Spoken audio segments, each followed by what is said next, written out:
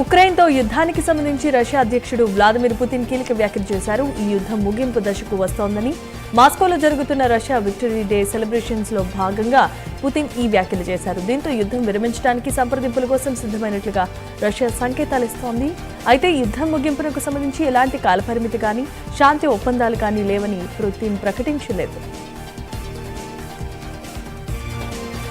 15 ఏళ్ల బాలికను లైంగికంగా వేధించారనే ఆరోపణలతో శ్రీలంకకు చెందిన 71 ఏళ్ల బౌద్ధ సన్యాసి పల్లెగామ హేమరథనను అరెస్టు చేసినట్లుగా పోలీసులు వెల్లడించారు.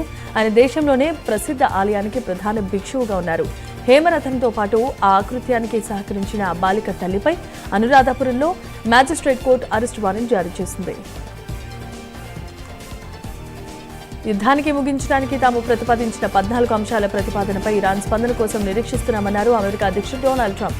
హర్ముజ్ జలసంధి దగ్గర కాల్పులు జరుగుతున్నప్పటికీ తాత్కాలిక కాల్పుల విరమణ ఇంకా కొనసాగుతోందని వెల్లడించారు. ఉక్రెయిన్తో జరుగుతున్న యుద్ధంలో తామే విజయాన్ని సాధిస్తామని రష్యా అధ్యక్షుడు వ్లాదిమిర్ పుతిన్ స్పష్టం చేశారు. మాస్కోలో రెడ్ స్క్వేర్లో జరిగిన విక్టరీ డే పరేడ్లో ఆయన మాట్లాడారు. యుద్ధంలో పోరాడుతున్న తమ సైనికులు ఒక్క ఉక్రెయిన్తో కాదు, మొత్తం నాటో కూటమితోనే పోరాడుతున్నారన్నారు. ఈసారి పరేడ్లో ఉత్తర కొరియా సైనికులు పాల్గొనడం మరింత ఆసక్తికరంగా మారింది. ఉత్తర కొరియాలో కిమ్ జోంగ్ ఉన్ నేతృత్వ పాలన గురించి ఎప్పటికప్పుడు అనూహ్యమైన విషయాలు వెలుగులోనికి వస్తూనే ఉంటాయి. తాజాగా అలాంటి కీలకమైన విషయమే బయటకు వచ్చింది. ఒకవేళ ఏదైనా దాడిలో కిమ్ మరణిస్తే తక్షణమే అణుదాడులు చేసేలా ఉత్తర కొరియా తన విధానాలను మార్చినట్లుగా తెలుస్తోంది.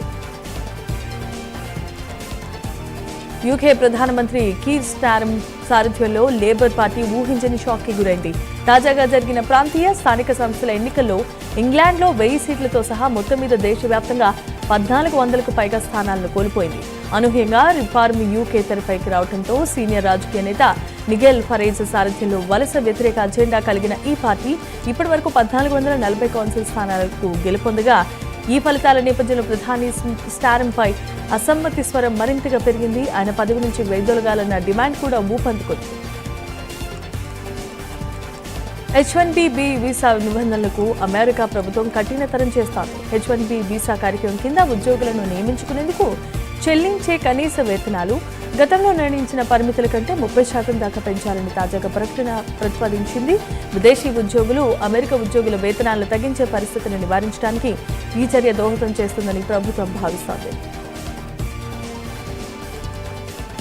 దేశ రాజధానిలో హై అలర్ట్ ప్రకటించారు. కీలకమైన ప్రదేశాల్లో ఐఈడీలతో ఉగ్రదాడులు జరిగే అవకాశం ఉందని నిఘా వర్గాల సమాచారం అందడంతో అధికారులు అలర్ట్ అయ్యారు. ఢిల్లీలో ముఖ్యమైన ప్రదేశాలను ఐఈడీలతో లక్ష్యంగా చేసుకుని ఉగ్రదాడులు జరిగే అవకాశం ఉందని నిఘా వర్గాలు అప్రమత్తం చేశాయి. అత్యంత సున్నితమైన రద్దీగా ఉండే ప్రాంతాల్లో ముమ్మరం చేశారు. హెచ్చరికల నేపథ్యంలో నగరంలో పలు కీలకమైన ప్రాంతాల్లో విస్తృత తనిఖీలు చేపట్టగా Delhi BJP state office, BJP central office బయట కూడా భద్రతను కట్టుదిట్టం చేశారు.